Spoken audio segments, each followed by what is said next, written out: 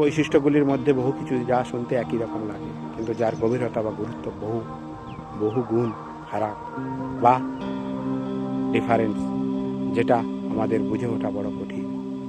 তার মধ্যে আমি দুটো জিনিস বলব, এক সম্পদ আর এক সম্মান। দুটোই দিয়ে দুটোই শুনতে একই রকম লাগে, কিন্তু সম্পদ আমাদের যা ভিক্ষার দ্বারা বা পরিশ্রমের দ্বারা আমরা অর্জন করতে পারি জীবনে কোনো না কোনো সময়, জীবনের কোনো পটভূমিকায় কোনোভাবে সম্পদকে আমরা আহরণ করতে পারি বা তার সর্বোচ্চ শিখরে পৌঁছাতে পারি। বা আজ আমি যে সর্বোচ্চ শিখরে পৌঁছে রাজপ্রাসাদের 4টে গণ্ডিতে জীবনযাপন করছি, কালও আমাকে রাস্তায় পৌঁছে দিতে পারে। সেটা কালের বা ঘটনার কালক্রমে। বা আজকের যে মানুষটা রাস্তার মধ্যে দাঁড়িয়ে কারোর সহযোগিতা সহমর্মিতার দ্বারা নিজেকে প্রতিনিয়ত অতিবাহিত করছে, কালও সে সর্বোচ্চ শিখরে পৌঁছে নিজেকে প্রমাণ করতে পারে, দেখো আমি রাজপ্রাসাদের সর্বোচ্চ শিখরে পৌঁছে নিজের জীবনের সুখ স্বাচ্ছন্দ্য ভোগ করছি। তাহলে সম্পদটা অর্জন জীবনের যে কোনো সময় যে কোনো মুহূর্তে পরিশ্রম বা কারোর সহযোগিতা সহমর্মিতার দ্বারা সেটা করতে পারে, বা সেটাকে টিকিয়ে রাখার জন্যে বা সেটাকে তার স্থায়িত্ব আজ থাকতে পারে, কাল নাও থাকতে পারে, সেটাকে যে কোনো সময় যে কোনোভাবে আমরা অর্জন করতেই পারি, যা পূর্বের বা প্রজন্মের কাছ থেকেও আমরা পূর্বার্জিত বা পূর্বের দ্বারা আমাদেরকে পেয়ে থাকি সম্পদ। কিন্তু সম্মান যা আমাদের নিজেকে অর্জন করতে হয়, স্বমান নিজের, যেটা আর কারোর থেকে বা কোনোভাবে কোনো কিছুর বিনিময়ে পাওয়া যায় না, বা কোনো সময় একবার চলে গেলে আর সেটাকে ফিরে পাওয়া যায় না।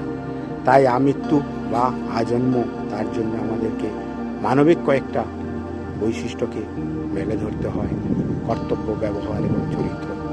মানবিক এই বৈশিষ্ট্যগুলোর মধ্য থেকে জন্ম থেকে মৃত্যু পর্যন্ত তাকে অর্জন করতে হয়, যা কোনো সময় একবার ক্ষুণ্ণ হলে আর ফিরে পাওয়া যায় না।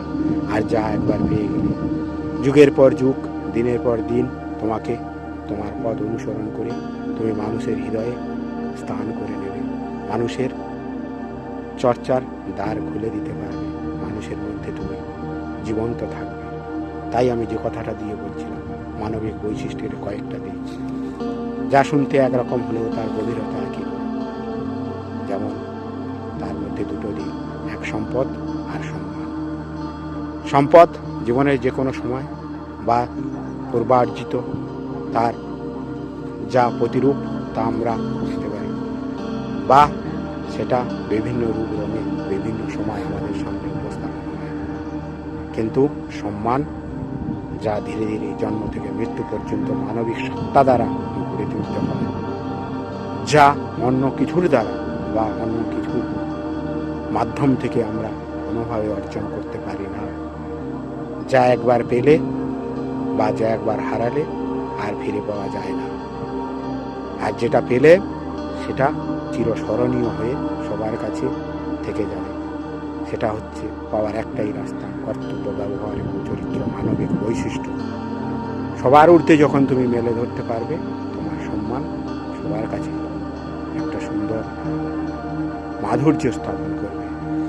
তাই সম্পদ আর সম্মান একই, বা সেটাকে তুমি একইভাবে তার গভীরতা অনুভব করতে পারো।